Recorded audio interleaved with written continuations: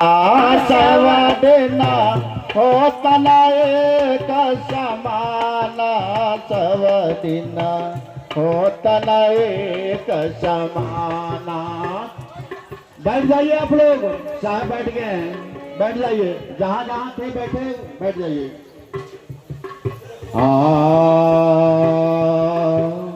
एक दिन राजा रामचंद्र जी चढ़ के जात विमाना, जी चढ़ के जात विमाना। एक दिन राजा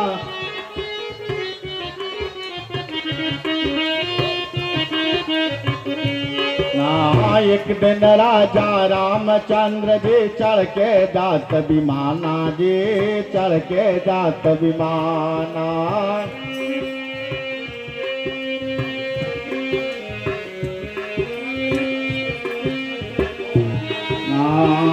एका दिना उनका बनवास भाया, एका दिना उनका बनवास भाया।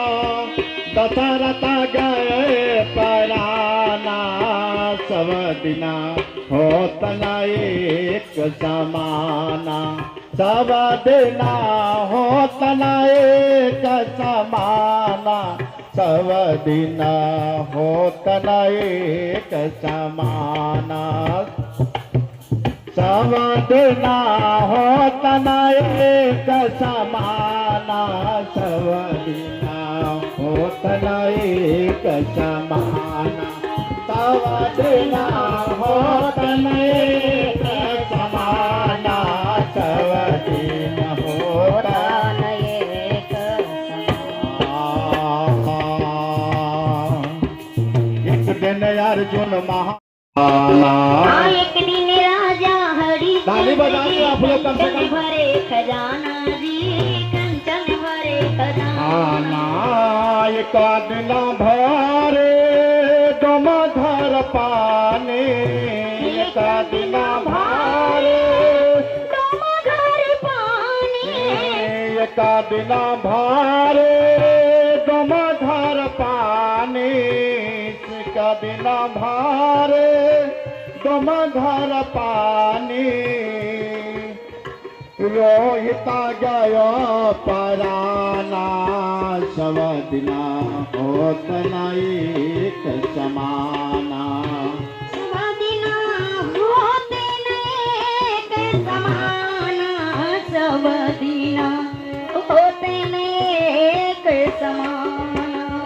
कहे कि सच बरोबर तप नहीं, झूठ बरोबर पाप, और जाके हृदय साच है ताके हृदय आप। भगवान इधर उधर कहीं नहीं है, सच में छिपे हुए हैं। कहें कि सत्य नाम सम नाम नहीं, बरदायक बर एक, और तासु नहीं छाड़िए सत्य नाम की टेक। चलिए अपन छोरी कविता है कि जय चल। हाँ हाँ ठीक ठीक साहेब। एक समाना, सब दिना होत न एक समाना, सब दिना होत न एक समाना, सब दिना होत न एक समाना, सब दिना होत न एक समाना, सब दिना होत न एक समाना, सब दिन होत न एक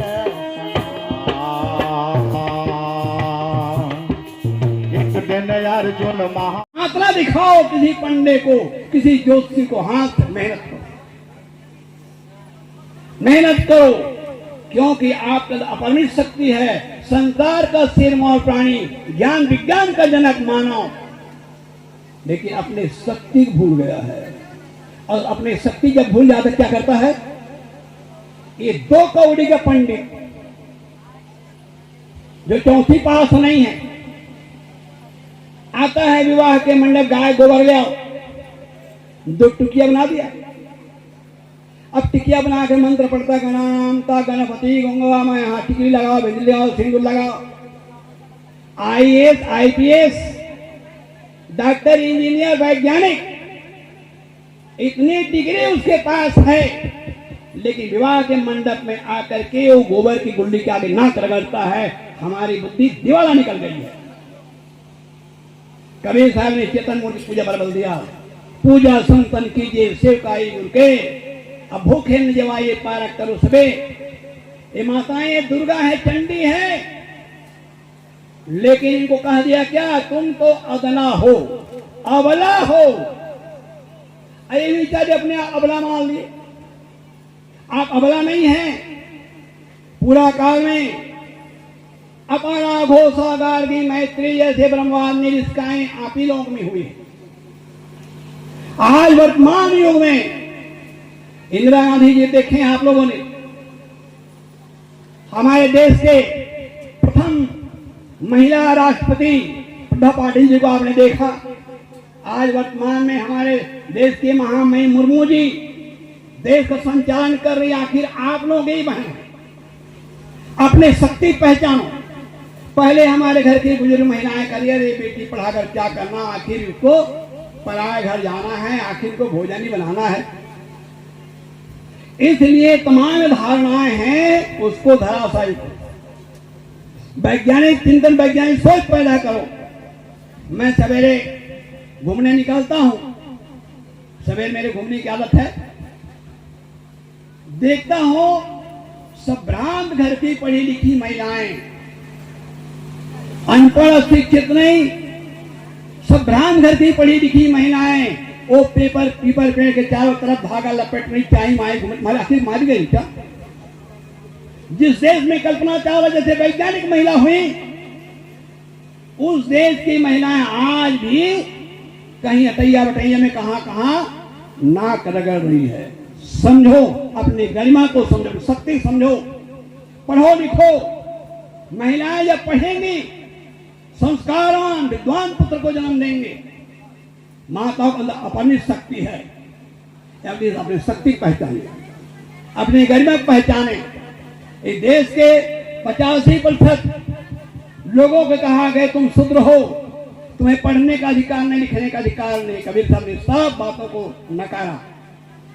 और आज हम ज्यादा नहीं, भारतीय संविधान के प्रस्तावना पढ़ेंगे। प्रस्तावना जो चिंतन प्रस्तावना में है, उस सब कबीर साहब का चिंतन समाया हुआ है। समता, समानता, बंधुत्व, बोलने की आजादी, अभिव्यक्ति की आजादी और सबको समान अधिकार। हमारे संतों ने आज से 500 से 600 साल पहले कहा था, हमारे संत रैदास ने, ऐसा चाहूं राज में, ऐसा चाहूं राज में, मिले सबन को अन्न, छोट बड़ो सब संग से रैदास रहे पसंद। और कबीर साहब ने ऐसे देश की परिकल्पना किया था, अमरपुर देश हुआ। अभी पिछले इलाहाबाद के वार्षिक अधिवेशन पर मैं इस पर बोला था, रिकॉर्डिंग हुई थी। अमरपुर देश पर कबीर साहब ऐसे देश की परिकल्पना करते हैं जहां न ब्राह्मण हो, न क्षत्रिय हो, न वैश्य हो, न शूद्र हो, आदमी आदमी हो, भाईचारा हो, प्रेम मोहब्बत हो।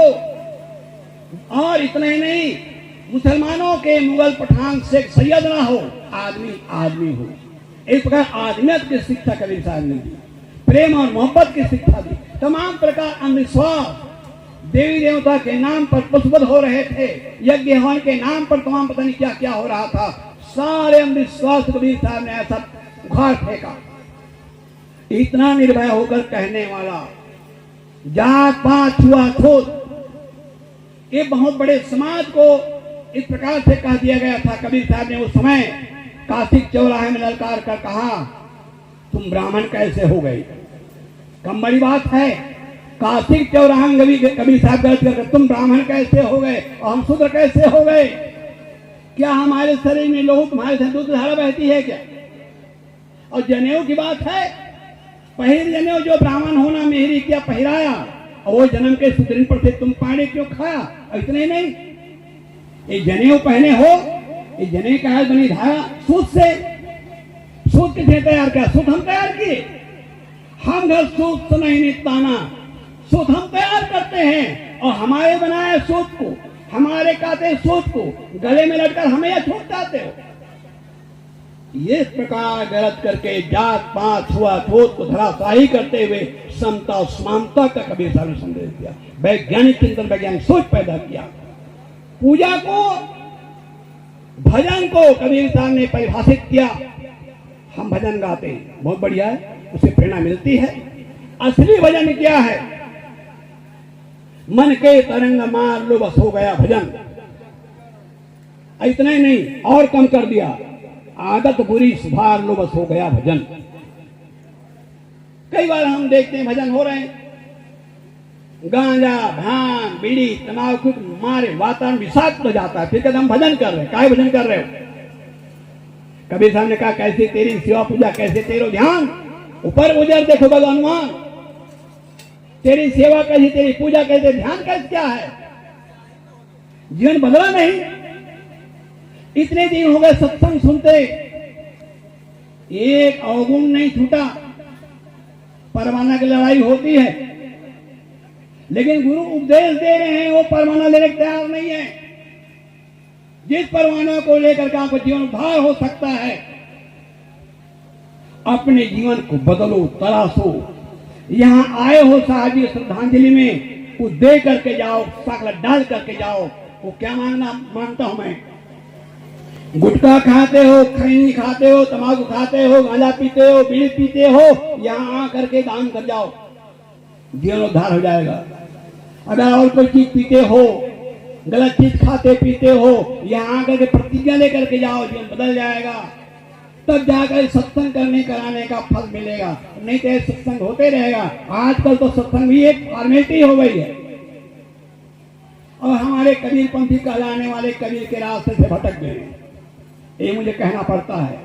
जिस कबीर साहब ने तमाम प्रकार अमृतसर पाखंडों को दूर किया, उस पाखंड में आज हम भी उसी में करते चले जा रहे हैं। हमें सावधान होने की जरूरत है। इसके लिए कबीर साहब की महान ग्रंथ बीजक को अध्ययन करना पड़ेगा।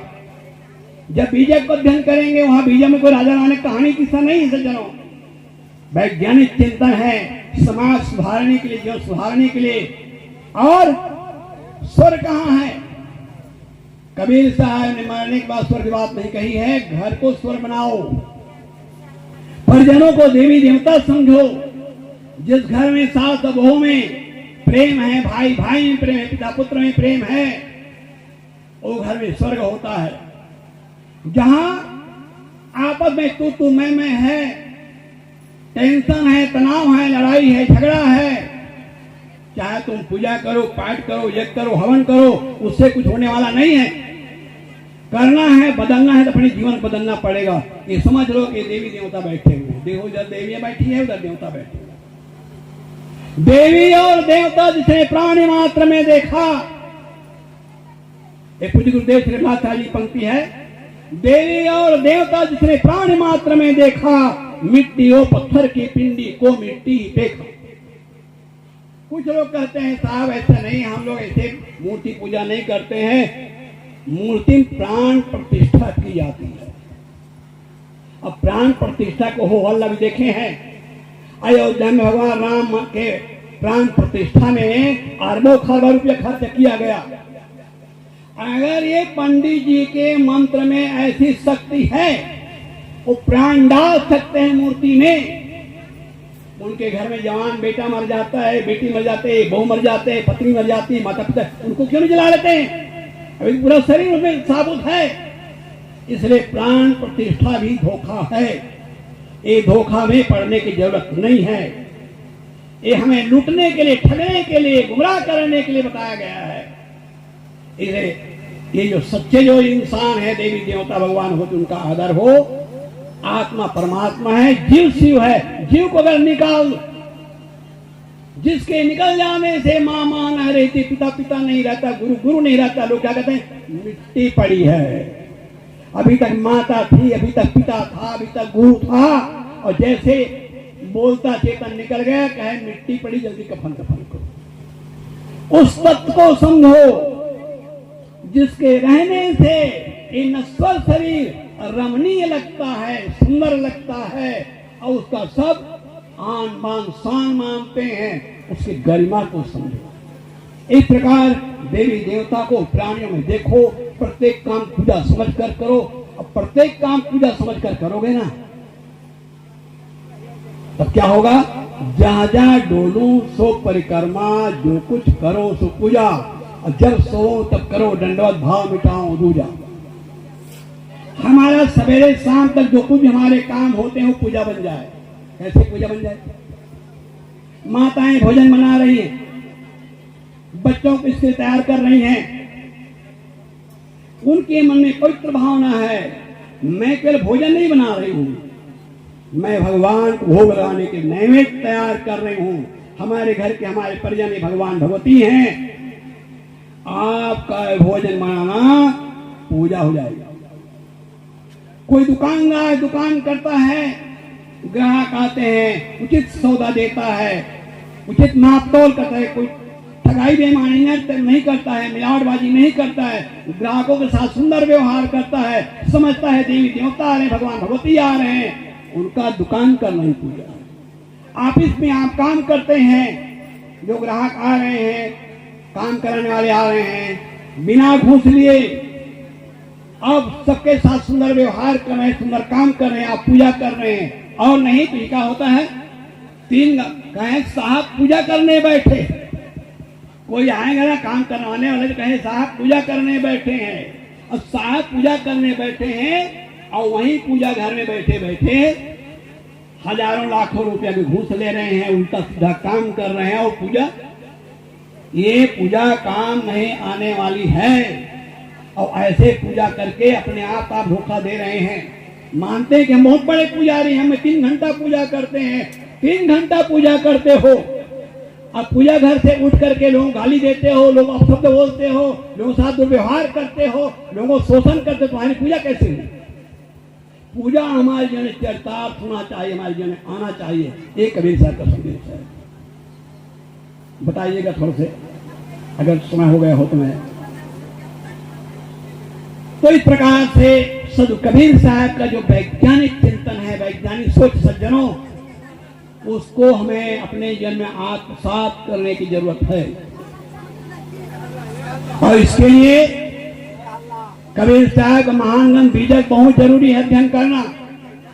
एक बात और बता दूं, हमारे कबीर पंथियों ने बीजक को निरस्त करने का बहुत दुष्प्रचार किया। एक जगह मैं महाराष्ट्र में था, भक्तों ने कहा बीजक तो कालदूत ने बनाया। मैंने कहा कहां से जाने? कि हमारे गुरु महाराज ने बताया है बीजक कालदूत का बनाया हुआ है, जो नरक में जाने के लिए। मैं कहा तुम्हारे गुरु जी कहाँ रहते हैं? बताए, उनके आश्रम में गया, गुरु महाराज से पूछा क्या महाराज, क्या अपने शिष्य को यही आप उपदेश दिए कि बीजक कालदूत के लिखा है? और भौचक्के रह गए, साहब मैं तो ऐसा नहीं, जब आपने ऐसा नहीं कहा तो आपके शिष्य लोग कैसे कह रहे? बीजक वो ग्रंथ है सज्जनों जिसमें इतना वैज्ञानिक चिंतन है, जिसमें कहा काहू के बचने फुरे काहू करामाती, मान बढ़ाई ले रहे हिंदुत्व रुक जाती, बात देवते आसमान की मुद्दत निरानी, बहुत खुदी दिल राखते बूढ़े बिन पानी, कहें कबीर का सो कहो सकलो जगंधा, सांचा से भागा फिरे झूठे का बंदा। अभी साहब जी बीजक का पल उठाए, देख देख देख जी आश्चर्य होई, आश्चर्य होता है, देख देख जी आश्चर्य होई, और यह पद बूझे बिरला की, धरती उलट आकाश से जाए। क्या कहना चाहते साहब? जो है धरती में रहने वाले जीव इंसान कल्पना कर रहे हैं ऊपर कोई लोक है, ऊपर कोई ईश्वर है, ऊपर कोई परमात्मा है, धरती उलट ही आकाश से जाए। अपने धरती में कल्पना आकाश में कर रहा है। मुसलमानों ने कहा उस साथ में आसमान में अल्लाह ताला रहता है। अब पता नहीं क्या कौन कौन लोग बता दिया गया, हम भटक गए।